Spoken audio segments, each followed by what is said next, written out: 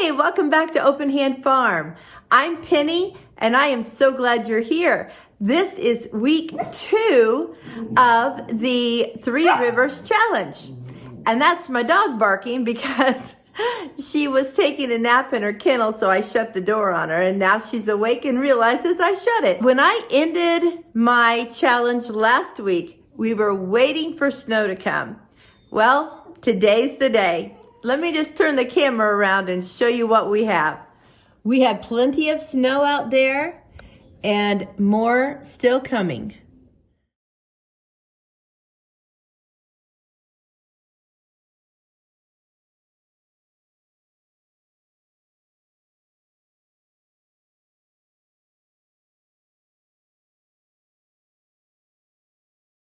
I sit by the fire for breakfast with one of my everything sprouted bagels with some avocado on it and a nice warm cup of coffee. My husband was home and so was my daughter, so we decided to have breakfast for lunch. So I started with making some biscuits. I had recently rendered some tallow and decided to use half butter, half tallow for these biscuits. And everybody loved them. It just gave them a fuller, richer flavor, and it was really good. Now, I'm not gonna leave the information for these biscuits because I have a separate video, so I'll leave a card here, or I'll leave a link in the description box and you can find it there. Along with the biscuits, we had some sausage links that I had in the freezer, and I just put them in the air fryer. I don't do a lot in the air fryer. We used it a lot more when the kids lived here because we would do chicken nuggets and stuff like that. But we really like these sausages, and they cook so quickly and just nicely crisp on the outside when they're done.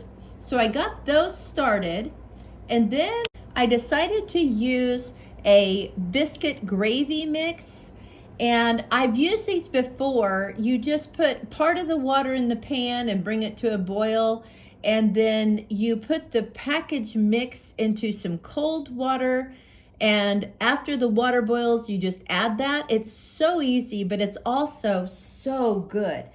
Since I was not actually frying my sausage, I didn't have the sausage fat to make gravy with. So this was the perfect substitute for that. So once the gravy was fairly thick and ready to go, I went ahead and melted my butter to get ready for my eggs. After those cooked up and the sausage was done, the biscuits came out, and it was time to lay it all out. The biscuits just turned out so good with that tallow in them. I think next time I will use the whole amount of tallow instead of half and half. For dinner, we decided to just warm up some of the beef stew that I had made last week. It was the perfect amount for the evening since we had had such a big lunch. We had some leftover biscuits with it as well.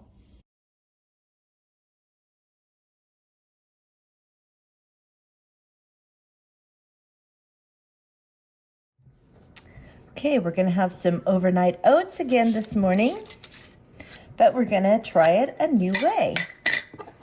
It's pretty chilly outside, so I've decided I'm gonna warm them up today. So I'll just put them in a bowl, and I had gotten these dried nectarines from As Your Standard, and I wanted to try them in this and make some peaches and cream hot oatmeal.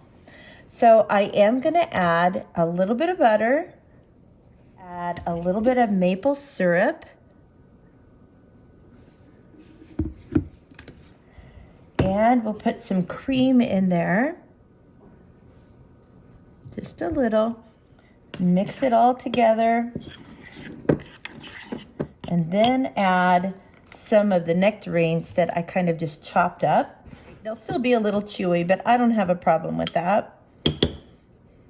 All right, I'm gonna pop it in the microwave. Now, if you don't use a microwave, you can surely put it on a stove in a little pan. Oh, this smells delicious. I'm going to give it a taste test just to tell you if I like it or not. Oh, man. That's amazing. Okay, I'm going to go eat my breakfast. I'm going to be teaching a fermentation class this next weekend, so I needed to get my sauerkraut started. So I went ahead and used red cabbage this time, got it all salted and worked up and put in my jars, got my fermentation lids put on, and then I put them on a tray so I could take them downstairs, and I just used a Vis-a-Vis pen to put the date on. And now that's all ready to go. Oh my goodness, these are probably the best cookies I've had in a long time. These are a granola cookie. So it starts out with just butter and sugar. You add your eggs, your vanilla, and you get that all mixed up.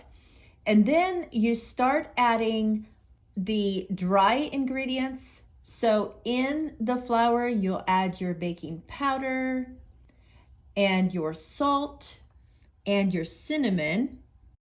And then you mix that all together and you go ahead and add it to the butter sugar mixture. And after you add that, you add your oats. Now the recipe for this will be in the description box. After you add your oats, you're going to add your fruit and nuts that go along with granola. So in that I added 1/4 of a cup of pecans, 1/4 of a cup of the dried nectarines all chopped up, 1/4 of a cup of yellow raisins, and 1/4 of a cup of dried cranberries. And then after that was all mixed up, the last ingredient I added was 1/2 cup shredded coconut. This is an unsweetened coconut, and it worked great. Then you just make balls out of it and you bake them, and they turn out so good. They're kind of soft on the inside. The crunch on the outside is more like a crystallized sugar crunch, but they are really, really good. I was going to show you how I store my items that I buy from Azure. I will cut the label off of the bag and tape it to the jar so that I know exactly what I have, so that if I want to reorder, I can do that. For lunch, we had leftover black-eyed pea soup with the final leftover biscuits and yummy granola cookies. Now for dinner, I am putting together a pizza. This is a pizza dough that was in my refrigerator, and I'm going to be honest with you, it did not rise like I wanted it to. So it might have been in the freezer a little bit too long, but I wasn't going to throw it away at this point, so I went ahead and used it. So I just rolled it out to the size of the pan that I was going to be using. And then I dusted the top of it with a little bit of flour and folded it over like you would a pie crust. And at that point, I just picked it up and took it over to the pan, and I turned under the edges so that that would make like the edge of a pizza crust, and kind of pushed it up against the edges of the pan to make a pizza in this pan and have a nice crust all the way around it. I found this mild Italian sausage in the freezer, so I went ahead and cooked it up to add as a topping. I like all kinds of toppings, peppers, onions, mushrooms, whatever, but Mark is a meat and cheese kind of guy. So I'm just keeping it simple because it's been a long day in the kitchen and I'm ready to just sit down and eat dinner. So I went ahead and just added some pizza sauce that I had in the fridge. And then I put the sausage on top of that. And I always like to make sure the toppings go all the way to the edges. And on top of that, I added pepperoni. And then, of course, cheese. Now, I'm the type that likes to make sure the cheese goes all the way out to the crust because I don't want to be slighted and have that crust edge without cheese on it. It cooked up, it was good, but the crust was a little too dense, but we ate it. It was great.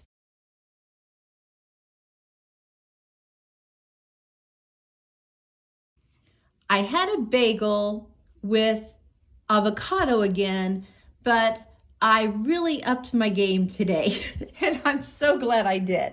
I spread on the avocado mash. We buy it in these little cups. That way I don't waste avocados. I decided to sprinkle just a little bit of Parmesan cheese just to get that little cheesy bite.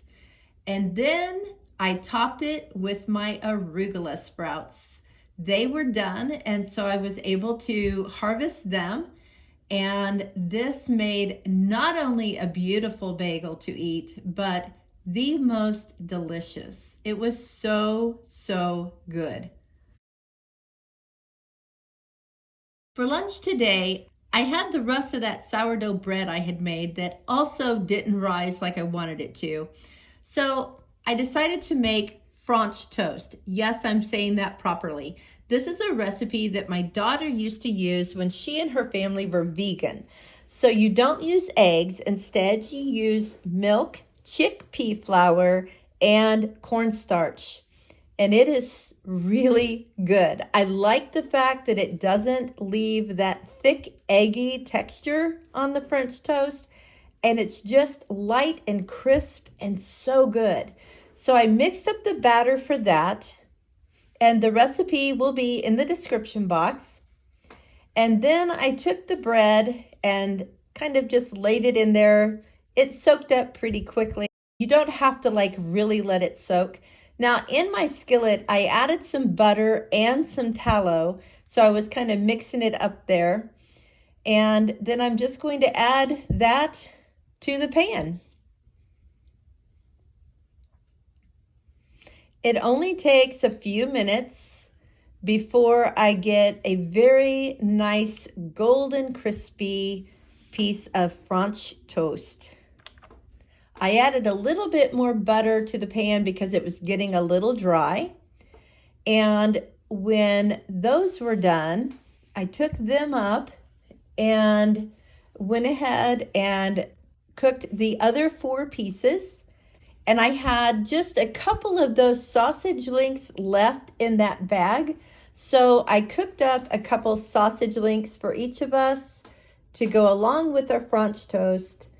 And it was a great lunch on a cold, cold day. And then dinner was leftover pizza with my feet up in the recliner because I had had a very busy afternoon. Let me show you. I've been just a little busy today. It's not all the way down to the gravel, but it gets really hard if I try getting that far down. At least it doesn't have a 12-inch hump in the middle. I don't know how far this is. It took me about an hour and a half in the first hitch, which was from about here to around here. And then I think I've probably been out here another 45 minutes. The hard part was the part that Mark had driven on. Now, did I get all the way around? No. So, if I get really adventurous, then tomorrow I could finish the circle drive. But I don't think that's going to happen.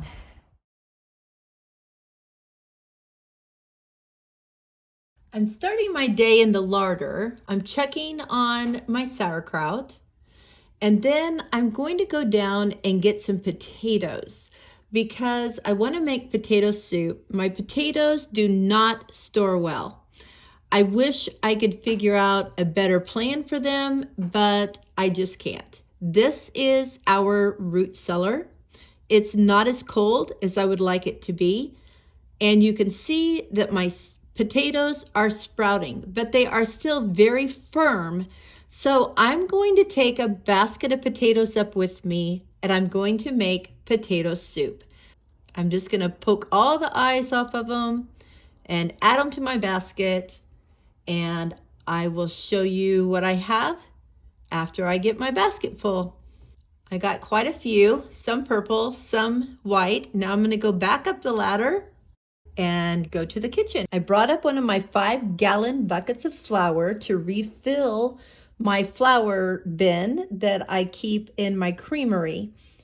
I use this big scoop when I am making my bread and I need 1,000 grams, and it works great, but I also use it to help transfer the bulk of the flour into my bin, and then I just pour the rest in when there's just a little bit left. I put all of my scoops back in. I have my large scoop as well as my funnel that I use when I'm feeding my sourdough, and a 1-cup measure. For lunch, we're going to have pork that I canned in 2019. This pork has cumin in it for flavoring, and I thought it would be great for nachos. It was sealed very well, and it smells fine, so we are going to go ahead and eat it. It was so tender I could just break it up with the spoon. So after I got enough in the bowl, I went ahead and microwaved it. And I also microwaved some of this white queso dip that we like from Costco. And it was time to fix our nachos. I put some pork on, then some of the cheese. And I really like this Chipotle Tabasco sauce. So I put some of that on. And Mark doesn't use it, but I use sour cream. And I also like chopped tomatoes. Now on to making potato soup for dinner. I brought my potatoes up. I fried up 1 pound of bacon and I chopped it up. In the bacon grease, I cooked 1 chopped onion, and then I added some garlic and cooked it just for a couple of seconds, just to heat that garlic up. Then I washed and peeled all of my potatoes. This recipe calls for chicken broth, but even though I do have some on hand, I thought I would show you a trick I use a lot of times that you might not have thought of. I will just take some warm water and put some better than bouillon in it. So this is chicken, better than bouillon, and mix it up, and it makes a wonderful chicken broth. I added a little bit more butter, as the recipe called for, into the onions and garlic. Now, usually with potato soups, you just boil the potatoes and then you make the cream and put the potatoes in. But this is totally different, and it was so good. You go ahead and you make the gravy base, as you want to call it that, by putting this flour, and then you add your chicken stock. After that, you add your milk, and then your cream, then you add your salt and pepper, and then you add your potatoes. And you are going to cook your potatoes in this sauce. Then when the soup was done, you're supposed to take out half of it and put it in a blender and just kind of blend up some of it. But I still had lots of potatoes left in there. The blending of part of it makes it really creamy and thicker. And then you add the bacon back in. Only part of it, because some of it we're going to put on top. So I have different toppings set out here. I have bacon, cheese, sour cream again, and some of my sunflower sprouts. It made the most beautiful and delicious bowl of soup.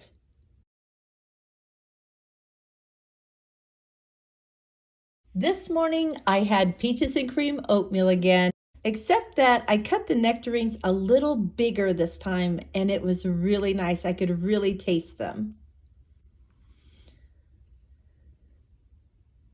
I'm going to make some sourdough banana bread, and the video for that is coming up soon. So I had these bananas that were pretty dark, not as dark as I've used in the past, but they were pretty ripe, and I just mashed them. And I needed 2 cups worth, so I used all 3 of these bananas. Then I mixed all of my dry ingredients, made sure they were sifted together well, and then I added all of my wet ingredients and mixed those together well and put them all together and made sure it was all mixed really well. Before I started mixing this, I got my pans ready. I spray them with an avocado oil spray, and then I lay paper in them. And that just helps me get that loaf of bread out so easily. And I baked them, and when they came out, they were crunchy on the outside and moist on the inside. For lunch, we had leftover potato soup with the same toppings, except for dessert, we had banana bread. For dinner, it had been a really long day, so I just had some of these off the beaten path chickpea veggie crisps that are so delicious, and some boursin cheese and cherry tomatoes. Very simple, very tasty, and just the right amount.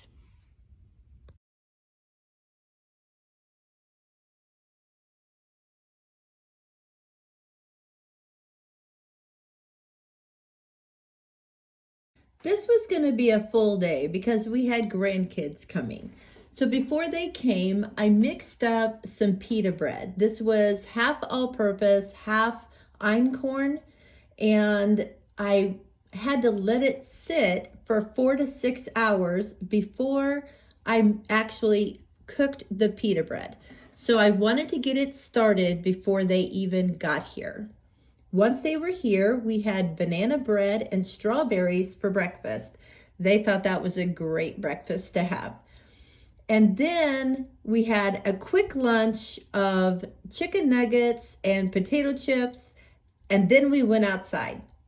We had to get some snow time in, and Elsie loved it, the kids loved it, and we made snow cream for afternoon snack. They had never done that before, and they thought it was pretty amazing. We did all of that while Zola was asleep, so that was great. But when she woke up, she was full of life and vigor, just like those two. They were all pretty tired in the afternoon, so they sat on my bed and watched a movie while I went ahead and rolled out the pita bread. I definitely needed flour with this. It was a little sticky, but no worries. It rolled out very nicely. And of course, the most fun part about pita bread is watching it bake. So you have to be able to see it. I went ahead and put a Pampered Chef stone in a 500-degree oven to get it warm. And then you throw the pita bread on top of that and you let it cook for about 3 minutes. And in that 3 minutes, some amazing things happen. I love watching it grow like this. The one on the right did not fully grow. It kind of messed up when I put it on the tray, but the one on the left did what it was supposed to do. So I ended up with 16 beautiful pieces of pita bread, some deflated as it cooled, and some stayed inflated. So I had balloons of bread. They were so good. We decided to have them for dinner after the kids went home. I had some bacon in the refrigerator, so I just heated it up. And then we added some cheese. I added some of my sunflower, microgreens, a little bit of ranch dressing, and then filled the rest with a lettuce mixture until it just felt like it was going to explode. It was so full. It was really, really good.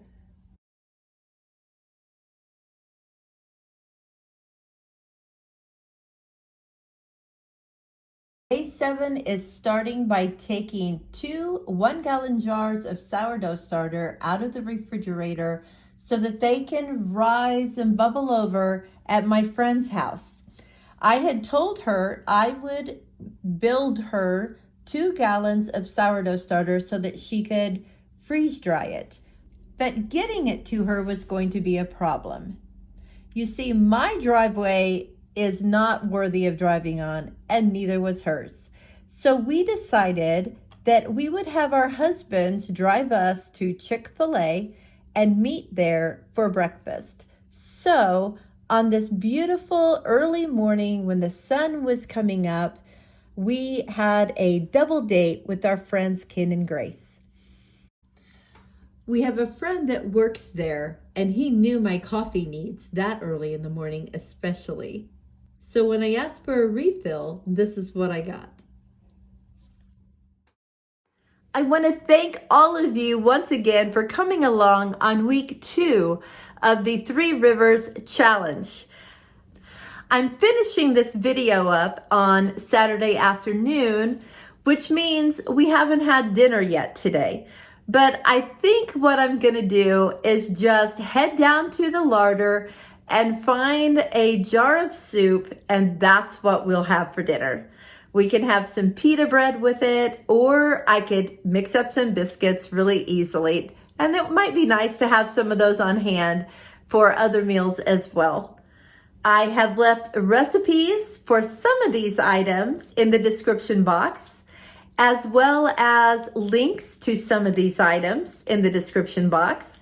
And I want you to look forward to the upcoming videos on putting together the sourdough banana bread as well as the sourdough pita bread. I had never made that before, and it is so good. And the pockets open so nicely. I think even better than any pita bread I've ever made. So I'm really excited about getting those videos out to you in the next couple of weeks. Thanks again for hanging out with me. And if you're new here, I would love to hear from you. And if you're doing the pantry challenge, let me know that too. What's the favorite thing that you fixed this week? Or let me know what the favorite thing was that I made this week.